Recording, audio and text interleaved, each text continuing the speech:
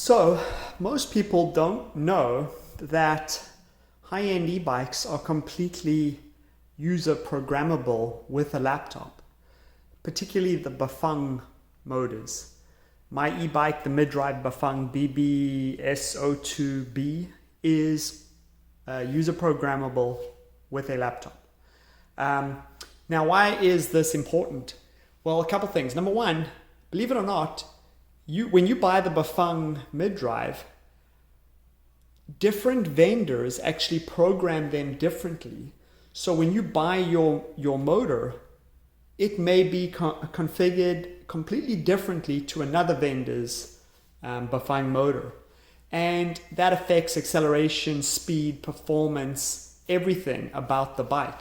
And the reason I know this is because when I received mine, this bike was way too fast, even in the lowest pedal assist speed. It was doing 15, 16 miles an hour in speed 1. And there's 9 speeds. In speed 1, it was already hitting like 15, 16 miles an hour, which is too fast for when you're riding on a crowded bike trail amongst little kids and strollers and that. You can't be doing 16 miles an hour in speed 1. So I started researching how to slow it down and what can I do about that. And I didn't even know that these are completely user programmable with a laptop. You need a programming cable. This is the Bafang programming cable. It's a USB, and this side actually plugs in where the controller plugs in. And then you plug it into your laptop, and then you can reconfigure everything about the bike. So this is the plug right here for the controller, for this controller. So you unplug it. You plug in this, and there are arrows which line it up because it is a keyed plug. Okay, it's plugged in now. The light is on the USB, and that means it's ready to plug into the laptop. You always plug in to the bike first before you plug into the laptop.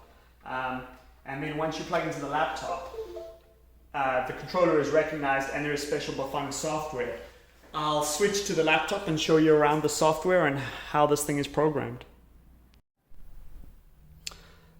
Okay, so the screen capture on this laptop isn't acting up, so we're going to do this manually. So this is the Bafang configuration tool.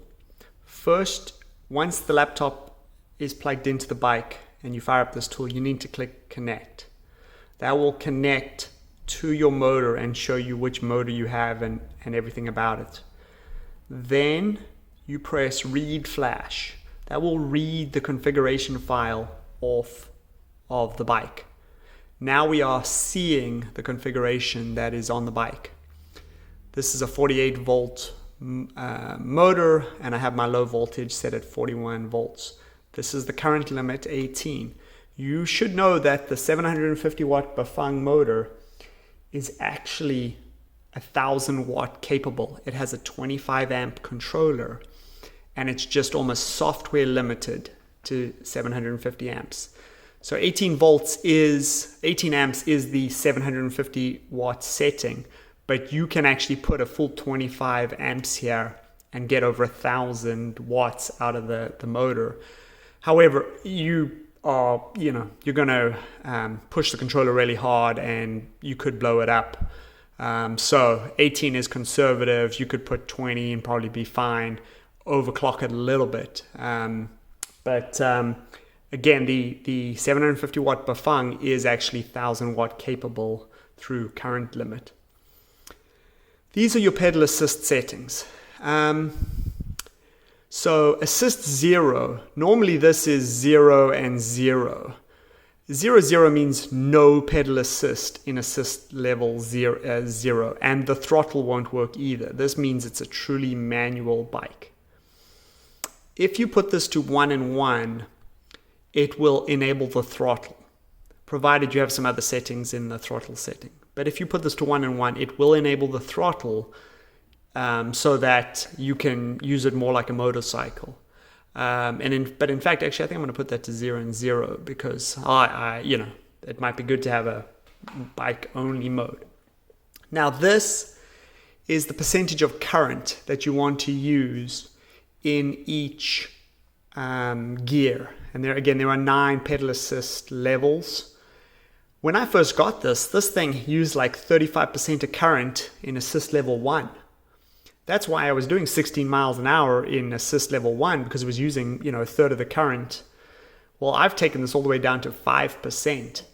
And that only uses then like 25 watts. I've tested it, which is nothing. But again, for a very slow, casual riding between people, just a little bit of assist is good. And then I incrementally step it up a little bit. I want more fine control at the lower speed. And because once you get to these high levels, you're already going so fast that, the fine control doesn't matter. That's why I go 5, 10, 15, 20, and then I jump all the way to 40, 60, 80. Because I want more fine control at the slower speeds, and at the higher speeds, it doesn't matter as much. Then this is a speed limit. This is kind of the limit that the pedal assist will stop assisting when you hit the speed limit.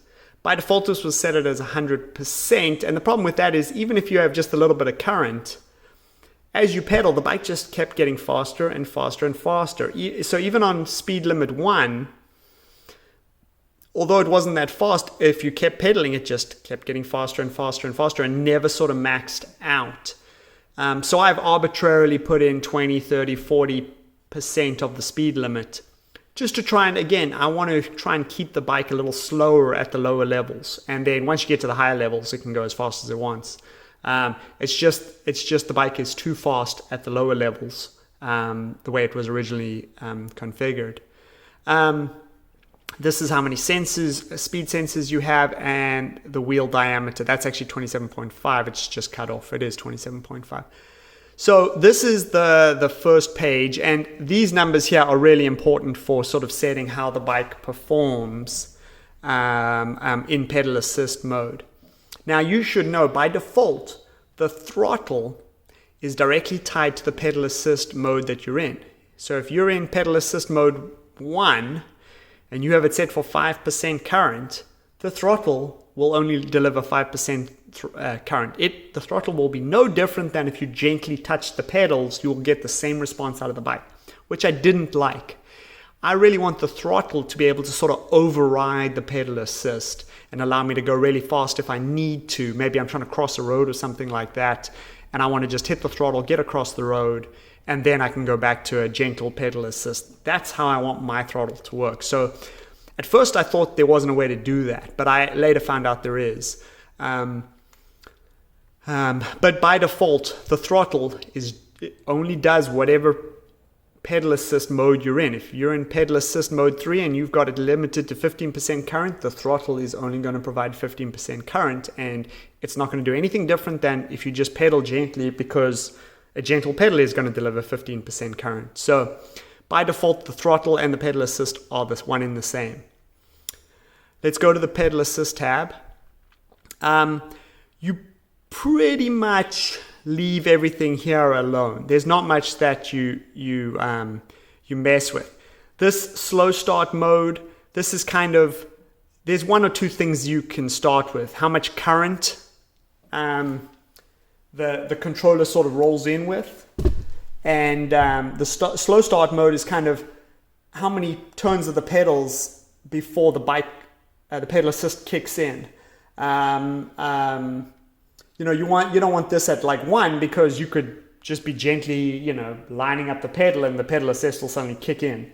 4 turns and then the pedal assist will kick in. But most of the items on this page you don't really mess with. Most of these settings were okay, and are more technical.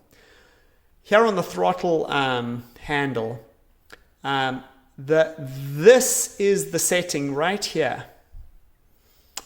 This is the setting right here that allows the throttle to sort of work independent of the pedal assist. By default, this is the setting by displays command. What that means is the throttle by default will be tied to whatever the display is showing your pedal assist number as. So if you're in pedal assist 1, then the throttle is only going to provide what pedal assist 1 can do by default. That's what the default setting is.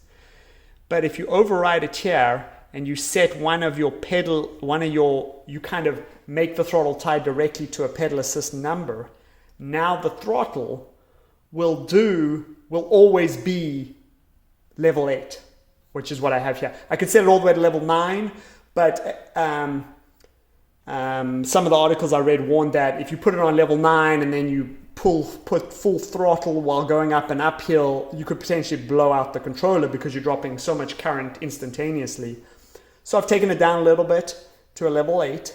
But again, now my throttle is always tied to level 8, not tied to whatever pedal assist mode I'm in. So I can still use my pedal assists and just get as much assistance as I want. But if I suddenly need a little bit of juice, I can hit the throttle and I will get what I want out of the motor.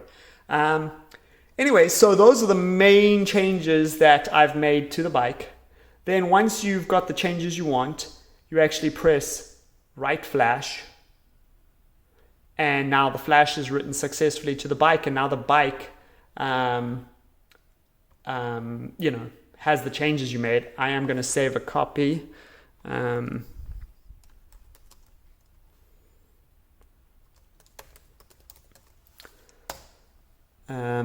Good to keep a copy of. I actually did download the stock flash. I read the flash and then saved a copy of it. So I have the stock flash if I ever wanted to go back to stock, or if I changed something that the bike didn't like, I could go back to stock. But, just a few small incremental changes and you can really change how the bike behaves.